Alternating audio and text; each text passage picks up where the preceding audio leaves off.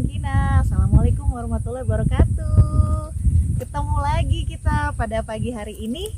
Sekarang kita lagi di blok A10 ya Kang ya. A10 Pusat Penelitian Teh dan Kina. Jadi ini sekarang kita pada di areal bekas Pangkasan, setelah Pangkasan. Nah, hari ini saya Restu bersama Kang Adi Irianto.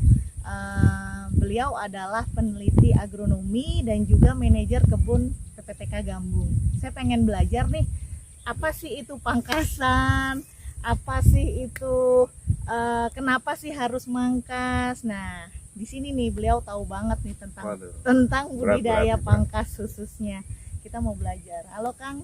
Halo. Aduh, Sehat. apa kabar? Alhamdulillah sehat, berestu. Luar biasa, Mbak lah. Oh Mbak, Mbak. Iya, pokoknya di nggak sini. imang ya, manggilnya Kang terus saya Ibu iya, ya. harusnya Mbak ya. Gitu. Ece. Oh Ece gitu ya. Oh, iya.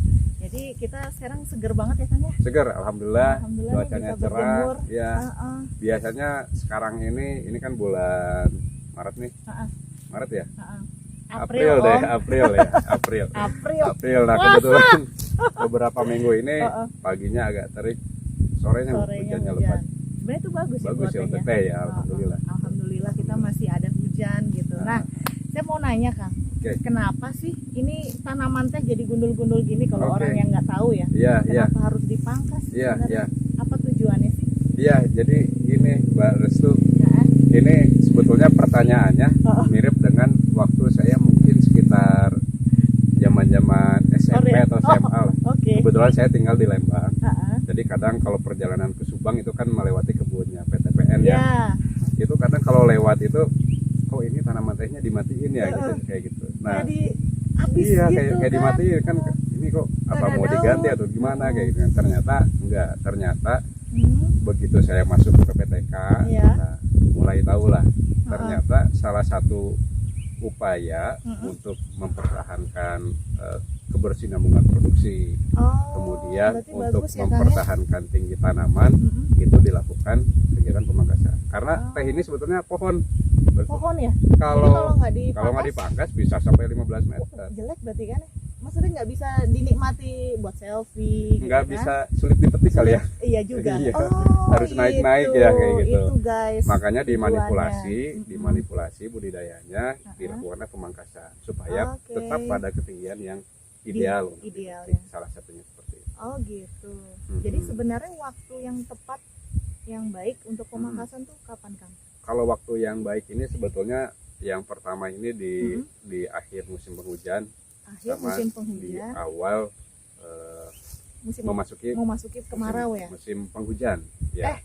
Nggak mendekati kemarau banget sih sebetulnya. Jadi di bulan di bulan Februari, Maret, April itu pas bagus untuk tapi dengan perubahan musim gini gimana Kang? Betul. Nah, itu memang jadi suatu hal yang yang tricky ya. Karena kalau zaman dulu mungkin bulan Juli Agustus pasti ini kemarau gitu. Sekarang kadang bergeser juga, kadang Juni udah mulai kemarau gitu kan. Makanya sekarang disesuaikan. Kadang kita mulai dari Maret, April harus sudah selesai kayak gitu. Jadi 2 bulan itu harus sudah selesai. Kemudian nanti kalaupun, jadi kan biasanya 60% di semester awal dari total areal yang akan dipangkas di tahun ini, 40%-nya nanti di semester 2. Semester 2-nya itu biasanya kita di bulan Oktober atau November. Berarti nanti bulan Berber itu ya? Berber itu ada lagi pemangkasan. Ya, ketika sudah mulai ada hujan. Strateginya gimana sih Kang kalau kita menentuin? Jadi kalau itu memang ini tanaman harus dipangkas nih. Ya. Itu tuh gimana? Yang pertama ya, ciri-ciri tanaman harus dipangkas. Jadi kan tanaman teh ini dia itu semakin lama semakin tinggi kan. Nah, salah satu dia TP itu ya. TP itu tahun pangkas. Jadi ada tahun pangkas 1, 2, 3, 4. TP itu tahun pangkas kan. TP 1 itu berarti dia 1 tahun setelah dipangkas dan seterusnya. Nah, kapan sih tanaman teh ini harus dipangkas? Salah satunya kalau pendekatan teknis itu adalah ketika si ketinggian bidang petik ini sudah melebihi di 120-125 cm sudah orang lah ya. Di atas pinggang pinggang ya. atau kan orang Indonesia kadang ada yang Baiklah. lebih ini ya, Lebih pemetik imut. di sini ada lebih imut kayak gitu sehingga susah. Apalagi Betul. pakai mesin udah sangat Wah, tinggi kan betul, itu. betul. Yang pertama kalau pemetikan ini nanti pemetikan gunting misalkan ya Oke. seperti itu, dia ketika tinggi kapasitasnya akan rendah. Hmm. Kemudian juga untuk menjaga ketepatan pemetikannya juga jauh lebih sulit karena dia untuk bisa metik pun udah sulit, apalagi dia harus menjaga Betul. pemetikannya bisa tepat seperti Memudahkan itu. Ya. pemetikan ya. Dampaknya ketika terjadi error petik, Heeh. produksinya juga Oh, turun seperti itu.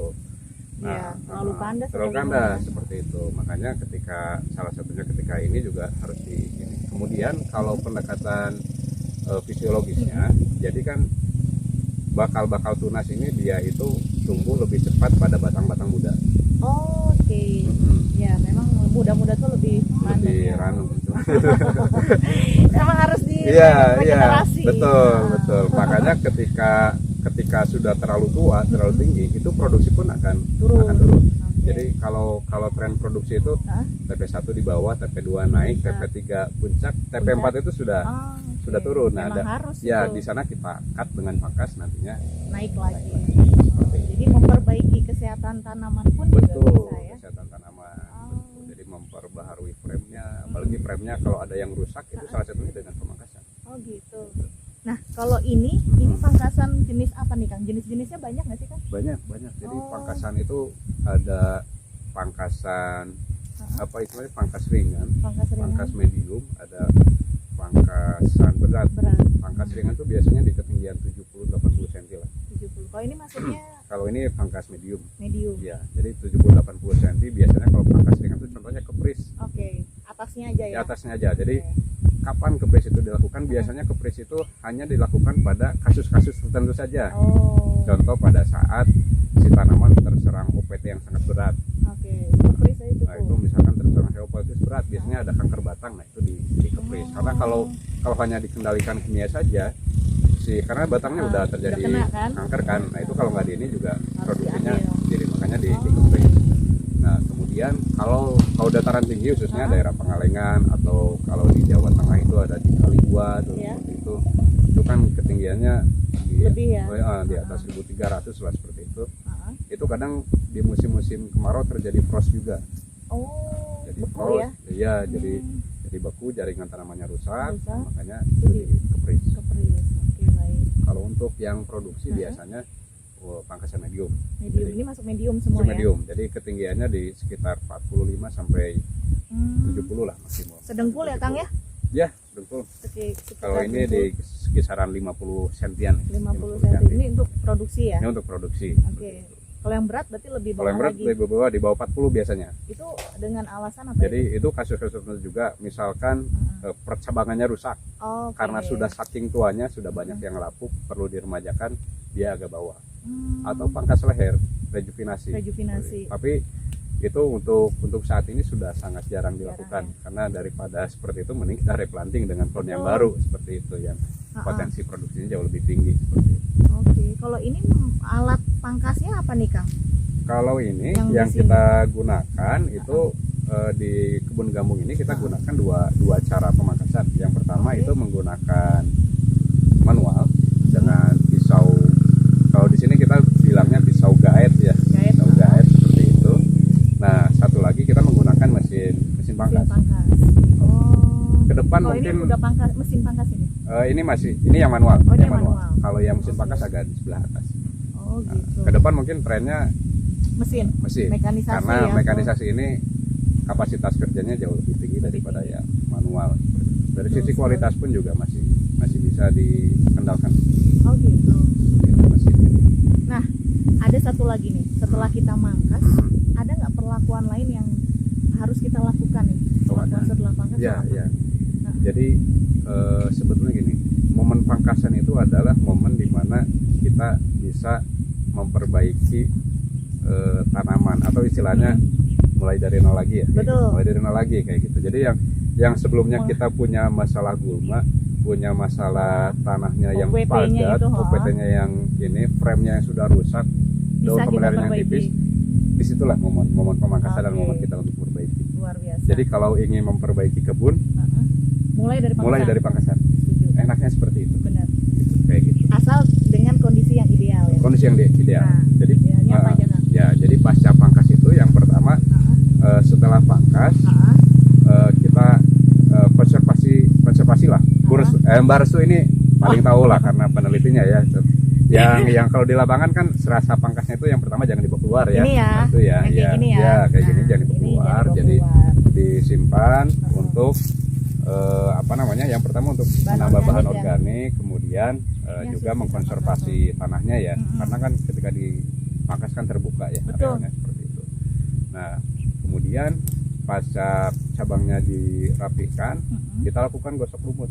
Nah, jadi ya. di batang-batang ini, apalagi batang tanaman-tanaman yang sudah tua ya, tua di sini tuh biasanya ya di bawah 50 tahun pun juga ada sih yang sudah berlumut ya kayak gitu.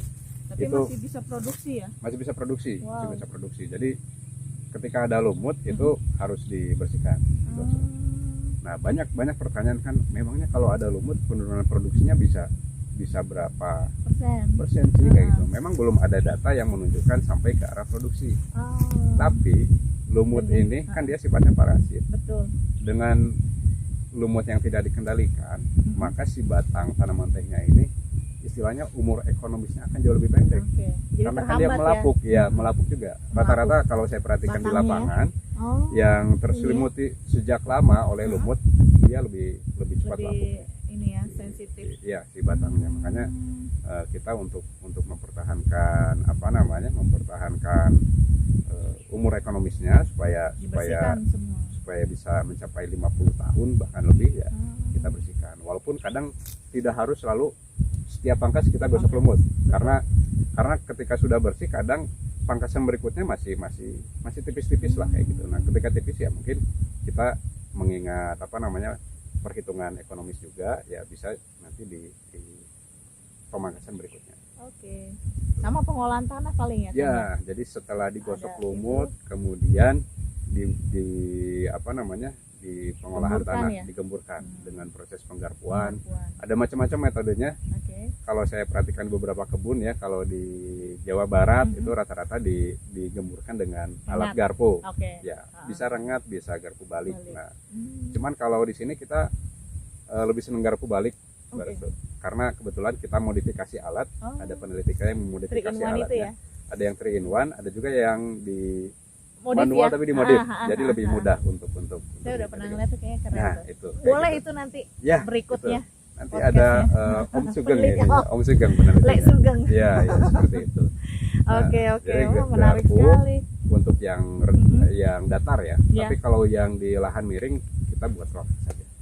Oke, ini kebetulan kita datar Ini ya. kebetulan kita datar di sini. Kalau yang ini kita buat rorak gitu ya, buat peresapan air dan bahan organik juga ya. Kemudian kalau pas lagi ada bahan organik jauh lebih ideal. Wah, dikasih bahan lebih organik bagus. kan jos ya. Yakin banget gitu ini untuk meningkatkan pucuk-pucuk tunas ya. baru ya. Betul. Tunas Investasi baru. Jangka panjang. 4 tahun 4 ke tahun depan relatif aman. Iya. Oke Kang, aduh gila. Nih kalau seandainya kita terusin nih mungkin 1, 2, 3 SKS. Oh iya, memang ini harusnya khusus pangkasan kita. Podcast ya harusnya ya. 2 jam Tapi gitu menarik banget, serius, dari pangkasan inilah kita bisa memperbaiki satu. Kalau saya ambil dari Kang Adi sampaikan tadi, bisa memperbaiki kesehatan tanaman, dari bidang petik ya, memudahkan pemetikan. Kemudian salah satu cara untuk menanggulangi atau mengatasi peningkatan produktivitas di kebun kayak gitu. Salah satu mulailah dari pangkas. Untuk memperbaiki kebun mulailah dari pangkasan. Pangkasan yang baik dan benar itu sangat penting karena bisa untuk jangka panjang. Betul. Kayak gitu. Oh iya, satu lagi tadi lupa.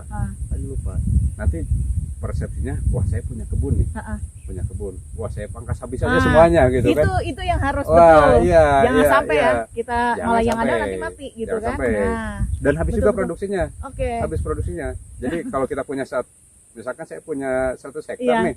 Oh, 100 hektarnya saya pangkas semua. Oh, jangan ya, kan kita harus jadi lihat. ada strateginya juga itu. Betul. Jadi kalau di dataran tinggi rata-rata kan siklus pangkas itu 4 tahun sekali. 4 tahun sekali. Kalau dataran rendah 3 tahun sekali tuh.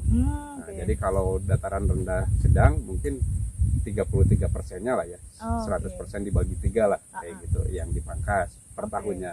Kalau Tahu. dataran tinggi ya 100% bagi 4, 25%-nya. Jadi itu. Oh. Jadi nanti setiap tahunnya itu akan sustain Iya, produksinya, itu nggak akan dia. terjadi fluktuasi yang Betul. terlalu Itu yang kita tinggi. butuhkan untuk perkebunan teh yang sustainable. Iya. Kayak gitu. Jangan sampai sekarang untung tahun depan Iya, rugi. nah itu dia. Kayak Tapi gitu. perlu diketahui bagaimana kondisi kebun di tempat kalian masing-masing dan juga apa aja strateginya. Nah, kalau untuk mau tanya lebih jauh bisa tanya kepada pakarnya, Siap. Kang Adi.